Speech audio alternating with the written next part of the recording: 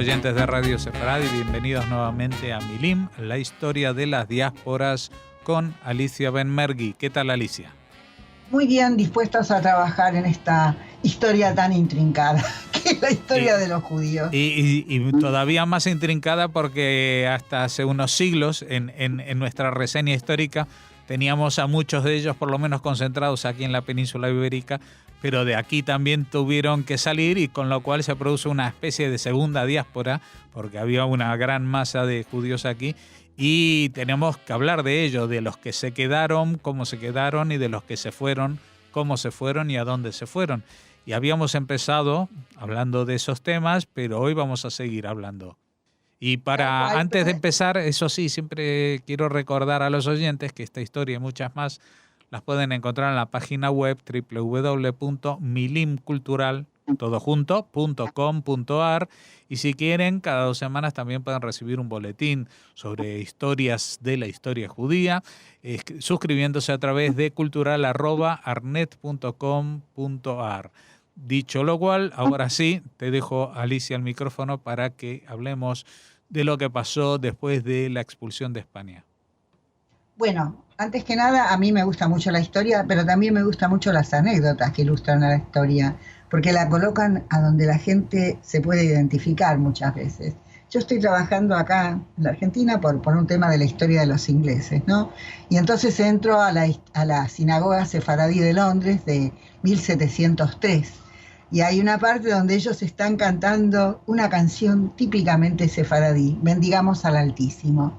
Y bueno, vos hablaste de una diáspora sefaradí y es algo increíble, por eso dije, es una historia increíble. Cuando yo, si tuviera como que dibujar lo que pienso sobre el judaísmo en general, diría que es como un enorme encaje de esta historia de estos judíos que van a lo largo de los siglos armando otra historia, continuando, y esta es la historia de los sefaradíes. Y en esta historia de los sefaradíes quiero contar un poco, no mucho hoy, pero lo vamos a seguir con eso, la historia de los que se quedaron a escondidas, de los que no se pudieron ir, vaya a saber por qué.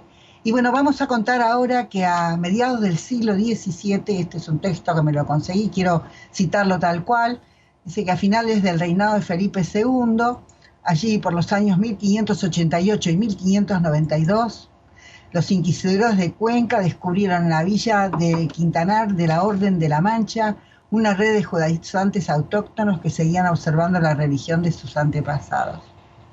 Y eso es increíble, porque además sabían que tenían encima la amenaza de la Inquisición. Pero como una vez dijo un historiador italiano, judío, dijo que es más fácil traicionar de repente al país de uno que al Dios de uno. Y esto me parece que pasó con esta gente.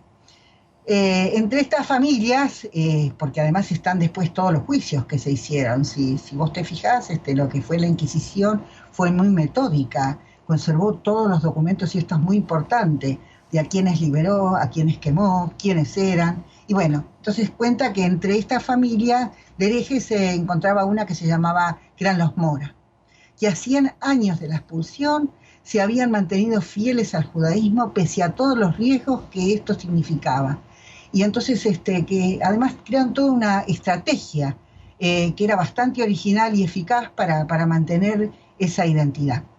Dice que la familia era el eje y la base de una conspiración que ellos tenían, y la resistencia que presentaban un entorno hostil y extremadamente peligroso, ya lo creo, porque la Inquisición tenía todas sus redes de espionaje. Se dice que uno de los espías era Lope de Vega también. No estamos hablando de una historia muy sencilla y de una intriga fácil de mantener para esta gente. Entonces cuenta cómo al principio se casaban entre ellos, a pesar de que la Iglesia no permitía relaciones matrimoniales entre parientes no tan cercanos. Que yo sepa, entre los judíos tampoco, nunca fue demasiado bien visto, aunque sí se practicó los casamientos entre parientes cercanos. Y entonces acá dice que emparentaban con un número muy limitado de familias conversas, oriundas de las provincias de Cuenca y de Toledo. A quien le quepa este sallo, dice, como los López de Armenia, los Vega Ruiz, los Villanueva, los Gómez Bedoya, los Moya, los Navarro, los Campos, los Carrillo, los Falcón, los Enríquez y los Villascusa. Dice que además trabajaban juntos, claro, eso era más fácil no delatarse entre sí, tenían una especie también de sociedad que abarcaba los negocios, además de los vínculos familiares. Dice que al margen de sus actividades agrícolas y ganaderas, tenían pequeñas compañías de comercio y cobradores de impuestos, y además circulaban por el resto del mundo. Y la forma en que se transmitían el judaísmo era oralmente, de generación en generación, en el marco de la familia y en el espacio de la casa, mediante los enseñadores de la ley. Para gente como nosotros tal vez esto sea como una especie de cuento, pero yo conocí una vez dando clases sobre acá en Buenos Aires, sobre la historia de estas familias criptojudías, marranas, como se las ha llamado también. Y entonces vino una señora y contó cómo a ella le contó la abuela de dónde venía y quién era. Estamos hablando de esta historia que estoy contando debe tener como mucho 10 años, lo que ella me contó. Y esto se mantuvo. Dice que tenían una conciencia muy profunda, está hablando de los Mora, de cuán diferentes eran. Primero porque eran cristianos nuevos. Y esto los marginaba de la sociedad cristiana vieja en la que vivían, porque hay que decir que más allá de que los obligaron a convertirse a veces por la fuerza, la sociedad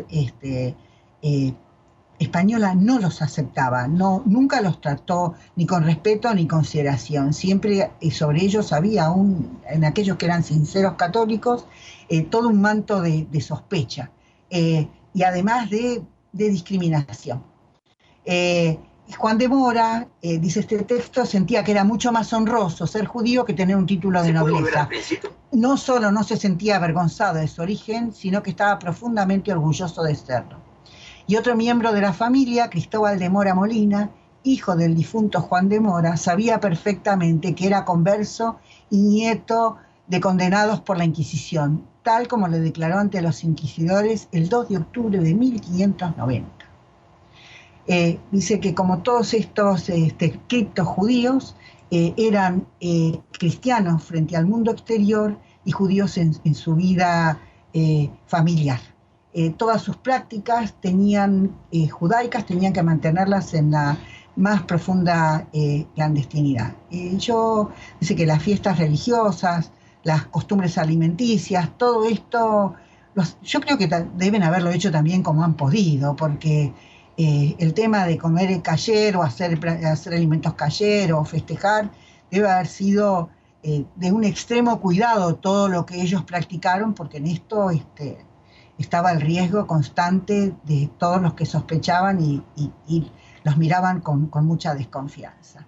Así que vamos a recordar uno de los peores, Quevedo, uno de los más antijudíos que hubo dentro de estos talentos españoles, y entonces él se burlaba y decía que todos aquellos que se decían cristianos nuevos comían acelguita, berenjenita, yo creo que una vez lo conté, y aceite de oliva, claro que no iban a comer manteca, acá le decimos grasa de chancho, y o comidas que no tuvieran que ver con lo que mandaba el cayut. Así que hay toda esta historia, es una historia, es un drama, porque pensá que todavía existen ahora también gente que mantiene su judaísmo, sus prácticas judaicas de esta manera, tal vez ocultas o que no las hacen públicas. Esto pasa también en Portugal, y es una historia de un drama terrible. Ese drama también va a continuar en Portugal, porque los judíos, esto lo narran muchos historiadores españoles, encuentran que es más fácil irse atravesando las montañas a Portugal, que estaba al lado, sobre todo de las provincias de Cáceres y de León, pero en general de todas partes, y porque además tenían relaciones entre sí con los judíos de Portugal, tenían relaciones familiares, comerciales.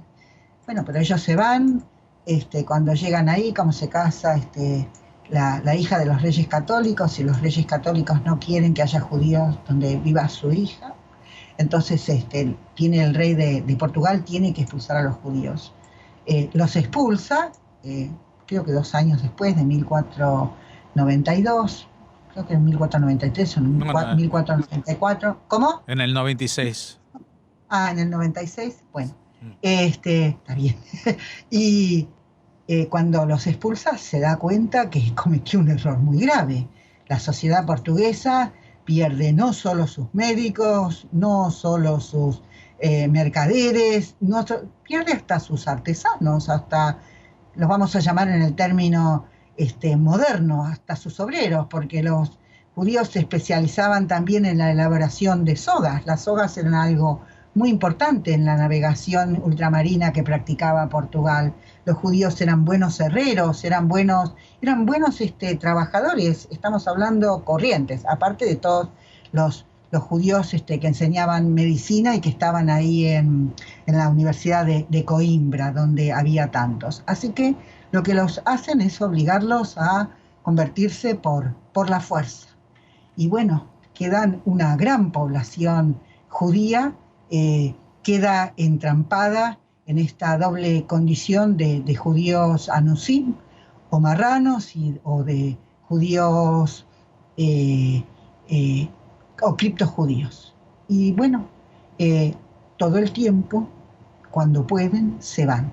Lo que sí quiero decir, porque a mí todo el tiempo me provoca una curiosidad muy grande, a mí lo que tiene de bueno para mí la historia es la curiosidad constante que me provoca, esta cosa que dice, creo que es el Talmud, que dice, o no sé si lo dijo Maimónides o quién, que más importante que las respuestas son las preguntas. Y cuando uno lee la historia de Joao Míguez o de ella, ¿cómo se llamaba? Gracia Méndez, lo que yo me llegué a preguntar es cómo pudieron hacer tan grandes fortunas. Y bueno, esto tiene que ver con todo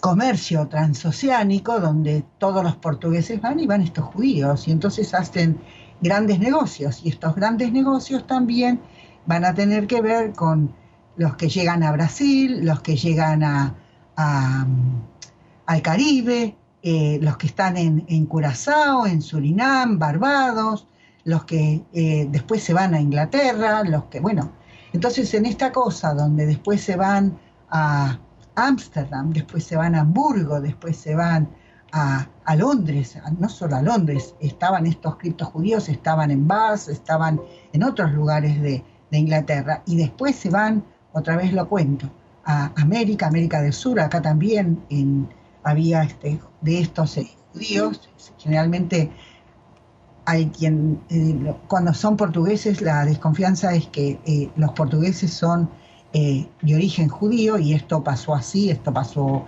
en el virreinato del Alto Perú.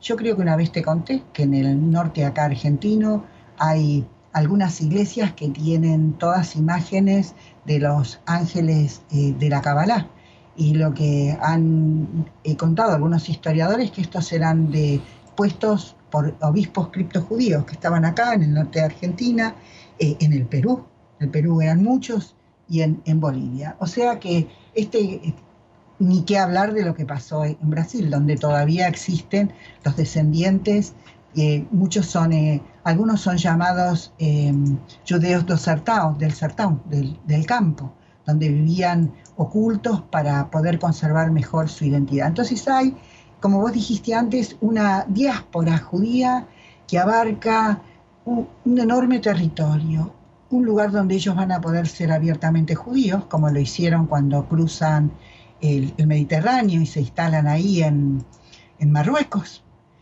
A mí me parece que, por ejemplo, cuando se habla de las diferencias que existieron entre los judíos de Marruecos, la sensación que yo tengo, porque el historiador Joseph Pérez, del cual yo hablé la vez anterior, dice que el término sefaradí es algo que se inventa en el siglo XIX y a fines del siglo XIX, pero estos judíos que se van de ahí se llaman a sí mismos judíos de Castilla, y todos van a tener el mismo rasgo dominante. Tienen una identidad de la cual están orgullosos, pero no solo están orgullosos porque son sefaradíes, no, porque ellos tienen una identidad muy vieja, han tenido normas, costumbres que son muy antiguas y porque han tenido gente notable dentro de este judaísmo español. Y entonces esto es algo que a ellos les quedó. Entonces estos debates y peleas, porque van a ver, todo el tiempo hay grandes disputas. Hay disputas en Marruecos, va a haber disputas ahí en lo que va a ser lo que es el Imperio Otomano después, cómo se pelean entre ellos y los judíos ashkenazim y los judíos que vienen de Italia, porque siempre estos judíos sefaradíes tratan de imponer sus propias costumbres y sus propios hábitos, y hay quienes lo aceptan y se integran, y hay otros que no, y esto también está dentro de la historia de este judaísmo. ¿Tengo tiempo para contar algo más? Sí, un poquito más, sí, claro. Vos sabés que hay en Estados Unidos, en Nueva York, quedó prácticamente lo poco que quedó de los judíos romañotas, los que no eran sefaradíes del Imperio Otomano, de los que eran griegos antes que existiera el Imperio Otomano. Y estos romañotas tienen una sinagoga a la cual, bueno, nosotros visitamos por fuera, miramos por la puerta, por dentro, no más de eso. Pero bueno, yo encontré esas cosas que se encuentran paseando por Google, donde ellos cuentan que no son de origen sefaradí, que ellos tienen otra forma de hablar, otra forma de comer. Son los pocos que han quedado que no mataron los nazis, porque los nazis liquidaron prácticamente a la mayor parte de estos judíos romañotas. Y entonces está otra vez presente esta historia de estos debates entre costumbres que impusieron estos judíos sefaradíes ahí donde ellos fueron más numerosos. Y bueno, y además también es importante tener en cuenta que entre los mismos sefaradíes, esta diáspora que ya lleva tantos siglos, es una diáspora muy antigua, implica judíos que no hablan el yudesmo, que hablan la jaquetía del norte de África, o los otros, los que están en los países árabes, que son también descendientes de los sefaradíes. Así que, como estoy diciendo, esta es una historia muy intrincada, para mí muy conmovedora y muy interesante porque abarca muchos siglos, abarca muchos espacios, muchos lugares, y bueno, y porque además es bueno recordarle a la gente, entre este pasado y el presente, que gran parte, como dijo el que fue el presidente Nabón de Israel, que gran parte también de esta comunidad sefaradí fue también asesinada, como lo fue asesinada la comunidad ashkenazí en Europa. Y esto también es bueno de recordarlo porque hay gente que lo ignora, no solo entre los que no son judíos, entre muchos de estos judíos sefaradíes yo veo que a veces se sorprenden cuando escuchan estas historias. Así que bueno, si vos crees, Jorge, que ya fue suficiente en esta larguísima historia que estamos contando, tenemos mucho tiempo para seguir hablando de estos judíos y de todo esto que les ha sucedido. Por supuesto, seguiremos hablando de ello y seguiremos recordando la página web www.miliumcultural.com.ar y el boletín electrónico al que se pueden suscribir escribiendo a cultural@arnet.com.ar. Muchas gracias, Alicia, y dentro de 2 semanas seguiremos hablando de estos temas. Bueno, hasta dentro de 2 semanas entonces.